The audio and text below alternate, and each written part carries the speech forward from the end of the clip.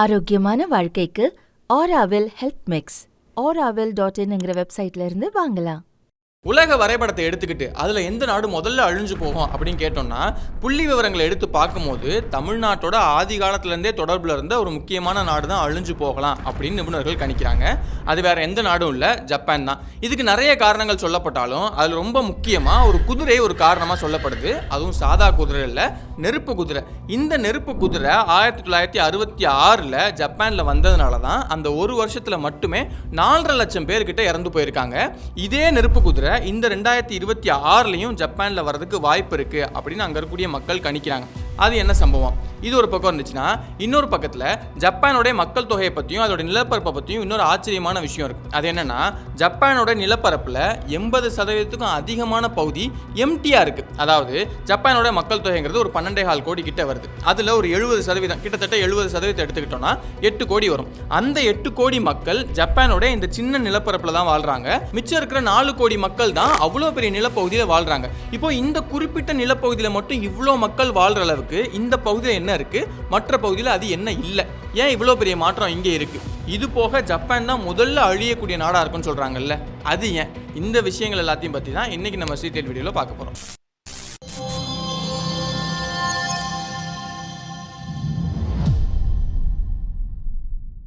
நெருப்பு குதிரைக்கும் ஜப்பானோட மக்கள் தொகை குறைவுக்கும் என்ன காரணம் அப்படிங்கிறத பற்றி பார்க்கறதுக்கு முன்னாடி, ஜப்பானோட பெரும்பகுதி ஏன் எம்டியா இருக்குது அப்படிங்கிறத பார்த்துடலாம். இப்போது அந்த அதிகமான மக்கள் வாழக்கூடிய ஒரு கோடு இருக்குன்னு சொன்னேன்ல, இதை டகாயோ பெல்ட் அப்படின்னு சொல்கிறாங்க. இந்த டகாயோ பெல்ட்டில் 3 முக்கியமான பகுதிகள் இருக்குது: டோக்கியோ, ஒசாகா, நகோயா.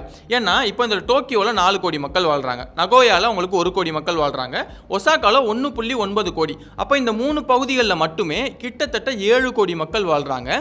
இது போக இந்த டகாயோ பெல்ட்டில் இருக்கக்கூடிய மற்ற குட்டி குட்டி நகரங்கள்லாம் எடுத்து நம்ம கணக்கு பண்ணோம்னா 1200 கிலோமீட்டர் நீளம் இருக்கக்கூடிய இந்த சின்ன கோட்ல மட்டுமே உங்களுக்கு 8 கோடி மக்கள் வாழ்றாங்க. இதனால தான் மிச்சம் இருக்கக்கூடிய பெரும்பகுதி ஜப்பான்ல எம்டியாவே இருக்கு. இது ஏதோ சமீபத்தில் நடக்க ஆரம்பிச்ச விஷயம் இல்லை. ஏன்னா உலகம் முழுக்கவே சமீப காலத்தில் நகரங்கள் தொடர்ந்து பெருசாகிட்டே போகுதுல. அதே மாதிரி தான் ஜப்பான்லயும் நடந்துச்சா அப்படின்னு கேட்டோம்னா அது ஒரு காரணம் தான். ஆனால் அதை தாண்டி ஒரு முக்கியமான காரணம் இருக்கு. அது நடக்க ஆரம்பிச்சது இப்போ இல்லை, ஒரு 420 ஆண்டுகளுக்கு முன்னாடி 1603 அந்த விஷயம் நடக்க ஆரம்பிச்சிருச்சு. என்னன்னா 1603 ஜப்பான்ல டோகுகாவா ஷோகுனேட் அப்படிங்கிற ஒரு விஷயம், ஒரு சிஸ்டம் வந்து உருவாக ஆரம்பிக்குது. இந்த சிஸ்டம் படி என்னன்னா, அந்த ஒட்டுமொத்த ஜப்பானையுமே ஒரு அரசர் வந்து ஆட்சி பண்ணுவார். ஆனா அவருக்கு பெரிய அளவில் கண்ட்ரோல் எதுவுமே இருக்காது. அந்த அரசருக்கு கீழே ஷோகன் அப்படின்னு ஒருத்தங்க இருப்பாங்க. அவங்க தான் அதோடைய மிலிட்ரி, இந்த மாதிரியான ரொம்ப முக்கியமான விஷயம் எல்லாத்தையுமே இந்த ஷோகன் தான் கண்ட்ரோல் பண்ணுவாங்க. அரசருங்கிறவங்க சும்மா பேருக்காக தான் இருப்பாங்க. இப்போ இந்த ஷோகன் என்ன முடிவு பண்றாங்கன்னா, அரசர் கியோட்டோ அப்படிங்கிற அந்த பகுதியிலேருந்து ஆட்சி பண்றாரு, நாம அந்த இடத்துல இருக்க வேணாம், நாம ஒரு மிலிட்ரி கேம்ப் மாதிரி நம்மளுடைய கண்ட்ரோல் இருக்கிற மாதிரி ஒரு இடத்தை தேர்ந்து பண்ணணும் அப்படின்னு சொல்லிட்டு கியோட்டோல வந்து ரொம்ப தூரம் தள்ளி இருக்கக்கூடிய எடோ அப்படிங்கிற ஒரு பகுதியை தேர்ந்தெடுக்கிறாங்க. இப்போ இவங்க தேர்ந்தெடுக்கிறதுக்கு முன்னாடி எல்லாமே இந்த எடோங்கிற பகுதி மிகப்பெரிய அளவில் மக்கள் தொகை இருக்கக்கூடிய பகுதி கிடையாது, ரொம்ப சின்ன கிராமமாக தான் இருக்கு. இப்போ இவங்க தேர்ந்தெடுத்துட்டாங்களா, இதுக்கப்புறம் என்ன நடக்குதுன்னா, அரசருக்கு கீழே எப்படி ஷோகன் இருக்காங்களோ இந்த ஷோகனுக்கு கீழே டேமியோஸ் அப்படின்னு சொல்லிட்டு நிறைய பேர் இருப்பாங்க.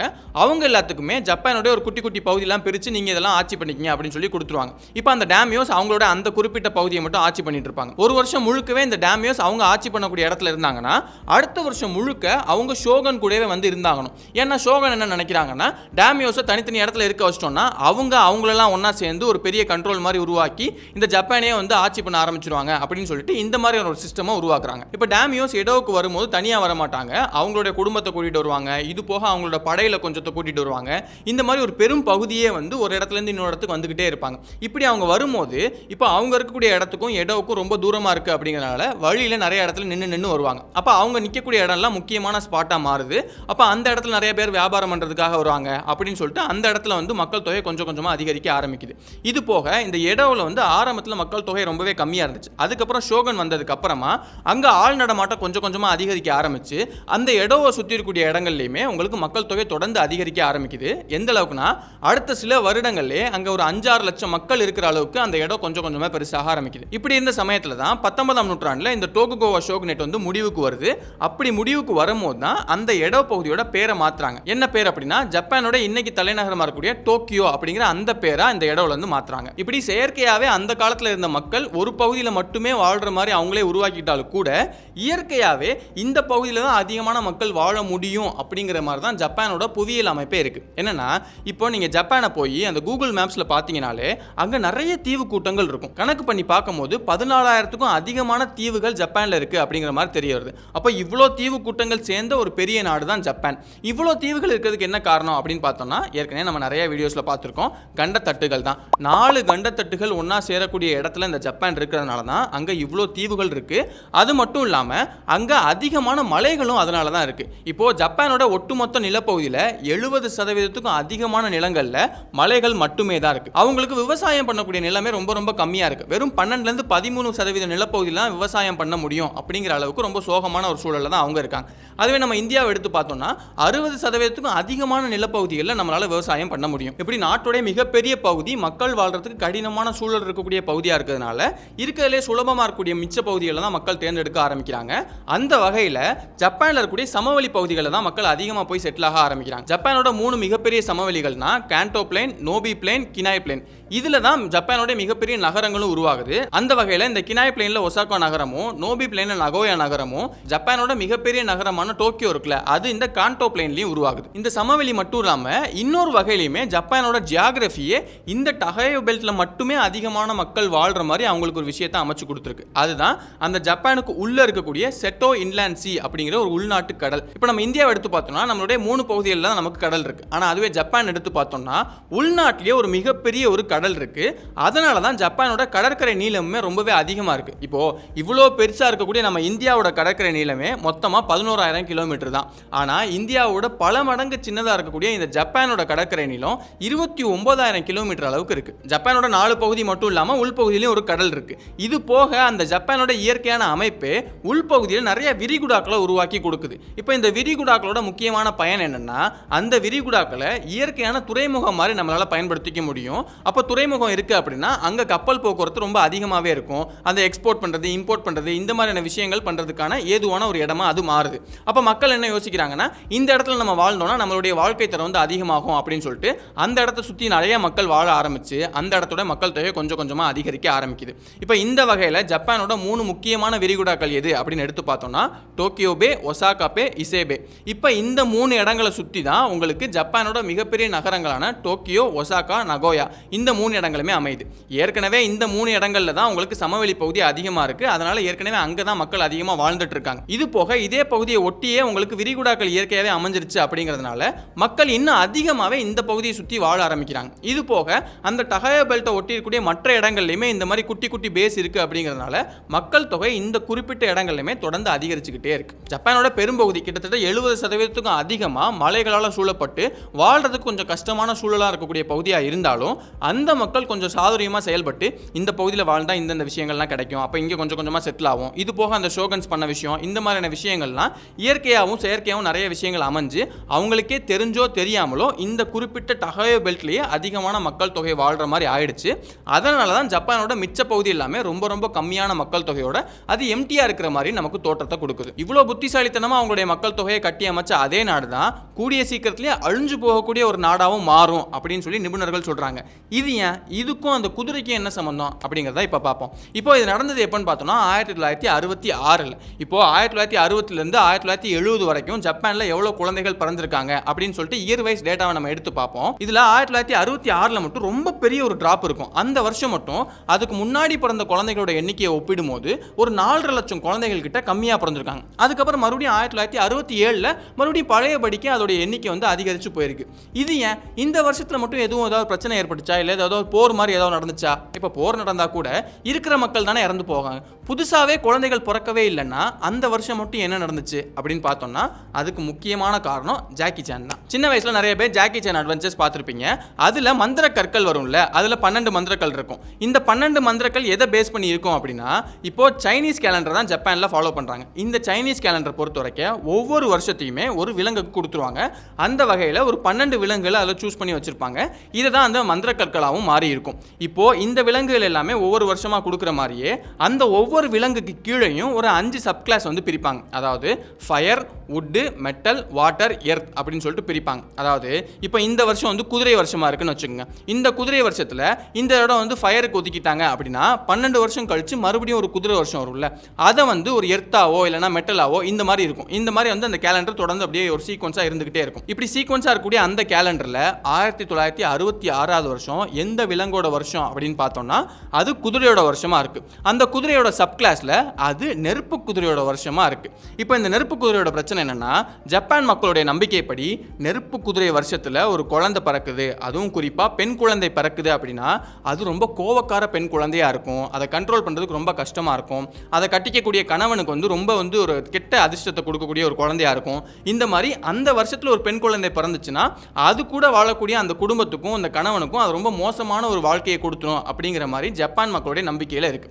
அதனால அந்த மக்கள் 1966 என்ன முடிவு பண்றாங்கன்னா, நாம இந்த வருஷம் வந்து குழந்தை பெத்துக்க வேணாம், அது வந்து ஃபியூச்சர்ல ரொம்ப பிரச்சனையா இருக்கும் அப்படின்னு சொல்லிட்டு அந்த மக்கள்லாம் தொடர்ந்து முடிவு பண்ணிட்டாங்க. அதனால தான் 1966 ஜப்பான்ல புதுசா பிறந்த குழந்தைகளோட எண்ணிக்கை மிகப்பெரிய அளவில் டிராப் ஆயிருக்கு. ஆனா அதுக்கப்புறமா 1967லயே அது மறுபடியும் பழைய நிலைக்கே வந்து அந்த பாப்புலேஷன் கொஞ்சம் கொஞ்சமா அதிகரிச்சுட்டே போயிருந்திருக்கு. ஆனா 2007க்கு அப்புறம் அது எல்லாமே தலைகீழா மாறிடுச்சு. என்னன்னா 2007க்கு அப்புறமா ஜப்பானோட பாப்புலேஷன் தொடர்ந்து குறைஞ்சிக்கிட்டே போயிருந்திருக்கு. இதை எப்படி சொல்றாங்கன்னா, இப்போ ஒவ்வொரு வருஷமும் புதுசா பிறக்கிற குழந்தைகளோட எண்ணிக்கையும் அந்த வருஷம் இறந்து போறவங்களோட எண்ணிக்கையும் ஓரளவுக்கு பேலன்ஸ்டா இருந்துச்சுன்னா தான் ஒரு நாட்டுடைய பாப்புலேஷனே தொடர்ந்து அப்படியே பேலன்ஸ்டா போயிட்டே இருக்கும். ஆனா இங்க அப்படி இல்லாம புதுசா பிறக்கிறவங்களோட எண்ணிக்கையை விட இறந்து போறவங்களோட எண்ணிக்கை அதிகமா இருந்துட்டே இருந்திருக்கு.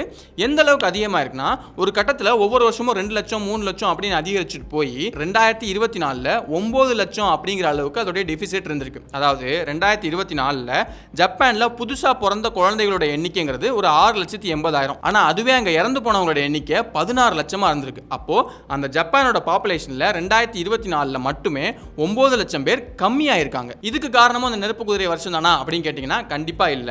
ஏன்னா 2007க்கு அப்புறமா தான் இந்த பாப்புலேஷன் தொடர்ந்து குறைய ஆரம்பிக்குது. இது குறையறதுக்கு என்ன காரணம் அப்படின்னு பார்க்கும்போது, இப்ப இருக்கக்கூடிய தலைமுறைகளுக்கு பெருசா குடும்ப சூழல் மேலேயோ இல்லைனா ஒரு புதுசா ஒரு கல்யாணம் பண்ணிக்கிட்டு குடும்பத்தை வளர்க்கணும் இந்த மாதிரியான விஷயங்கள்ல அவங்களுக்கு ஈடுபாடே இல்லை. தனியாவே நான் வாழ்ந்துட்டு அப்படியே செத்து போயிடுறேன்ப்பா, இந்த மாதிரியான இன்ட்ரெஸ்ட்ல தான் இப்ப இருக்கக்கூடிய ஜப்பானிய மக்கள் வாழ்றாங்க அப்படிங்கிற மாதிரி தெரிய ஆரம்பிக்குது. ஏன்னா இப்ப நீங்க ஜப்பான் மட்டும் இல்ல, நீங்க எந்த நாட்டை எடுத்து பார்த்தீங்கனாலுமே சமீப காலங்களில் உங்களுக்கு ஒர்க் லைஃப் பேலன்ஸ் வந்து பெரிய லெவலில் இல்லை. அப்போ பார்க்கக்கூடிய வேலைக்குமே சம்பளம் ஒழுங்காக கிடைக்கிறது இல்லை. அப்படி சம்பளம் கிடைச்சாலும் அந்த சம்பளத்தை வச்சு நம்மளால குடும்பத்தை ஒழுங்காக ரன் பண்ண முடியல, எனக்கும் பர்சனலாக ஒரு விஷயத்தை நல்லா உருவாக்கிக்க முடியல. இந்த மாதிரி நிறைய பிரச்சனைகளை சமீபத்துக்குரிய தலைமுறை வந்து அதிகமாக சந்திக்கிறது நமக்கு தெரிய வருது. இப்படி இருக்கிறது ஜப்பான்ல ரொம்பவே அதிகமாக இருக்கிறதுனால அங்க இருக்கக்கூடிய இளம் தலைமுறை வந்து எனக்கு கல்யாணமே வேணாம், நான் இப்படியே வாழ்ந்துக்கிறேன் அப்படின்னு சொல்லிட்டு அவங்க தொடர்ந்து அதிகமான மக்கள் அந்த முடிவுக்கு வர்றாங்க. அதனால தான் புதுசாக பிறக்கக்கூடிய குழந்தைகளுடைய எண்ணிக்கை ரொம்பவே கம்மியாகி இறந்து போறவங்களுடைய எண்ணிக்கை தொடர்ந்து அதிகமாயிட்டே போகுது. அதனால தான் ஜப்பான் இந்த மாதிரி ஒரு மிகப்பெரிய பிரச்சனையை சந்திச்சுக்கிட்டே இருக்கு. இதுல இன்னொரு முக்கியமான பிரச்சனை என்னன்னா, ஜப்பான்ல வயசானவங்களுடைய எண்ணிக்கை அதிகரிச்சுட்டே போகுது. அதாவது 2024 கணக்குப்படி ஜப்பானோட ஒட்டுமொத்த மக்கள் தொகையில 30% கிட்ட அவங்களோட வயசு 65க்கு மேலேயா இருக்கு. இப்போ இதுவும் பிரச்சனையா அப்படின்னு கேட்டீங்கன்னா கண்டிப்பா பிரச்சனை தான். ஏன்னா ஒரு 25ல இருந்து 30 வயசுல இருக்கக்கூடிய ஒரு ஆள் செய்யக்கூடிய வேலையை 65 வயசுக்கு மேல இருக்கக்கூடிய செய்ய முடியுமா அப்படின்னு கேட்டீங்கன்னா கண்டிப்பா செய்ய முடியாது. எல்லாராலையுமே கண்டிப்பா செய்ய முடியாது. அப்ப அங்க வேலை செய்யக்கூடிய ஆட்களுடைய எண்ணிக்கையும் தொடர்ந்து கம்மியாயிட்டே போகும். இப்போ ஒரு நாடுடைய அந்த பாப்புலேஷன் தொடர்ந்து கரெக்டாக மெயின்டைன் ஆகிட்டே இருக்கணும் அப்படின்னா அங்கே குழந்தைகள் இருக்கணும், வயசானவங்க இருக்கணும், வயசு கம்மியானவங்க இருக்கணும். இப்படி எல்லாருமே கரெக்டாக இருந்தால் தான் அந்த பாப்புலேஷன் தொடர்ந்து மெயின்டைன் ஆகிட்டே போகும். இப்போ ஃபர்டிலிட்டி ரேட் அப்படின்னு ஒரு விஷயம் சொல்லுவாங்க. அதாவது ஒருத்தங்களுக்கு எவ்வளோ குழந்தை பறக்குது அப்படிங்கிறது தான் ஃபர்டிலிட்டி ரேட். ஒட்டுமொத்தமாக ஒரு நாட்டில் கூடிய எல்லா பெண்களுக்குமே எவ்வளோ குழந்தை பறக்குது அப்படிங்கிறத வச்சு ஒரு நம்பரை வந்து டெரைவ் பண்ணுவாங்க. இப்போ அந்த நம்பரை படி பார்க்கும்போது ஒரு நாட்டுடைய பாப்புலேஷன் கரெக்டாக பேலன்ஸ்டாக இருக்கணும் அப்படின்னா அந்த நாட்டுடைய ஃபர்டிலிட்டி ரேட்டுங்கிறது 2.1 இருக்கணும் அப்படிங்கிறது தான் கரெக்ட். அதாவது ஒரு பெண்ணுக்கு வந்து அவங்களுடைய வாழ்க்கை முழுக்க 2.1 குழந்தைகள் பிறக்கணும். இப்போ 2.1 குழந்தைனா எப்படிப்பா அப்படின்னு கேட்டீங்கன்னா சராசரியாக நம்ம எடுத்து பார்க்கும்போது இந்த ஒரு கணக்கு இருக்கணும் அப்படிங்கிறது தான் விஷயம். ஆனால் ஜப்பானில் இந்த 2.1 மெயின்டைன் ஆகுதா அப்படின்னு கேட்டிங்கன்னா ரொம்ப ரொம்ப சோகமான ஒரு நிலையில தான் இருக்காங்க. அங்கே 1.15 தான் அவங்க இருக்காங்க. அப்போ தேவையை விட பாதி அளவுக்கு தான் அங்கே குழந்தைகள் பிறக்குது அப்படிங்கிறது தான் இங்கே பிரச்சனை. புவியியல் ரீதியாக ரொம்ப பெரிய சவால்கள் எல்லாம் சந்திச்சு அந்த நாட்டுடைய மக்கள் தொகையை கொஞ்சம் கொஞ்சமாக கட்டி எழுப்புனாங்க ஜப்பான் மக்கள். அதோடைய விளைவாக தான் உலகம் முழுக்க நிறைய நாடுகளுக்கு போய் வணிகம் செய்கிறது. ஏன் நம்ம தமிழ்நாடு உட்பட நிறைய இடங்களுக்கு போய் வணிகம் செஞ்சிருக்காங்க அப்படிங்கிற மாதிரி தான் நமக்கு ஹிஸ்டாரிக்கல் டேட்டாலாம் சொல்லுது. இப்படியே அவங்களுடைய மக்கள் தொகையை கொஞ்சம் கொஞ்சமாக கட்டி எழுப்புனவங்களுக்கு இப்போ சமீபத்தில் குளோபலைசேஷனும் இந்த ஒர்க் லைஃப் பேலன்ஸுடைய பிரச்சனையும் இப்போ இருக்கக்கூடிய ஜப்பானிய இளம் தலைமுறைகளுக்கு குழந்தையே வேணாம், குடும்பமே வேணாம், ஒரு அடுத்த தலைமுறையை உருவாக்கவே வேணாம் அப்படிங்கிற முடிவுக்கு அவங்கள கொண்டு வந்து சேர்த்துருக்கு. இது போக இன்னொரு சிக்கல் என்ன தெரியுமா, 1966 வந்த மாதிரியே 60 வருஷம் கழிச்சு மறுபடியும் இந்த வைல்டு ஹார்ஸ் வருஷம் வந்து வந்திருக்கு. அப்போ இந்த வருஷம் வருஷமும் இப்போ இருக்கக்கூடிய தலைமுறையுமே எனக்கு பெண் குழந்தையே வேணாம் அப்படிங்கிற முடிவு மாதிரி ஏதாவது எடுக்க போகிறாங்களா அப்படிங்கிறது நமக்கு தெரியல. இது நமக்கு போக போக தான் தெரிய வரும். ஜப்பானில் இந்த நிலை நீடிச்சுக்கிட்டே இருந்துச்சுன்னா கண்டிப்பாக சீக்கிரத்திலே பாப்புலேஷன் கொலாப்ஸே ஆகிடும் அப்படிங்கிறது தான் நிபுணர்கள் சொல்லக்கூடிய கருத்தாகவும் இருக்குது. பார்ப்போம் அது கூடுதா இல்லையா அப்படின்னு சொல்லிட்டு. ஏன்னா அந்த நாட்டுடைய அரசாங்கம் வந்து நாங்கள் உங்களுடைய குழந்தை பிறந்துச்சுன்னா இந்த மாதிரியான விஷயங்கள் பண்ணுறோம், இந்த மாதிரியான பெனிஃபிட்ஸ்லாம் உருவாக்கி காமிக்கிறோம், இந்த குழந்தைகளேருந்து நாங்களே வந்து டே கேர் மாதிரி கொடுத்து நிறைய வந்து அதை கேர் பண்ணி அதை வளர்க்க வைக்கிறோம், இந்த மாதிரி நிறைய விஷயங்கள்லாம் சொல்கிறாங்க. இது வந்து எந்த அளவுக்கு வந்து பாசிட்டிவாக இருக்க போகுது அப்படிங்கிறது நமக்கு போக போக தான் தெரிய வரும். ஆனால் இதில் நம்ம கவனிக்க வேண்டிய இன்னொரு விஷயம் என்னன்னா, இந்த பிரச்சனை ஜப்பானில் மட்டும்தான் இருக்கான்னு கேட்டிங்கன்னா இல்லவே இல்லை. நிறைய பெரிய நாடுகளில் அந்த பிரச்சனை இப்போ வரைக்கும் தொடர்ந்து இருந்துகிட்டே தான் இருக்குது. இது எந்த இடத்துல நம்ம கொண்டு போய் விட போகுது அப்படிங்கிறத நம்ம வெயிட் பண்ணி தான் பார்க்கணும். இப்படி இருக்கக்கூடிய ஒரு சூழலில் தான் அவங்க போர், நான் அந்த நாட்டை வந்து சண்டை போகிறேன், அவங்கள கொல்ல போகிறேன் அப்படின்னு சொல்லிட்டு தொடர்ந்து பண்ணிகிட்டே இருக்காங்க. இந்த வகையில் நிறைய நாடுகள் வந்து இந்த அறிவியல் வளர்ச்சியை அவங்களுடைய போர் ஆயுதமாக மாற்றுறது எப்படின்னு சொல்லிட்டு நிறைய ஆராய்ச்சிகள் பண்ணிட்டு இருக்காங்க.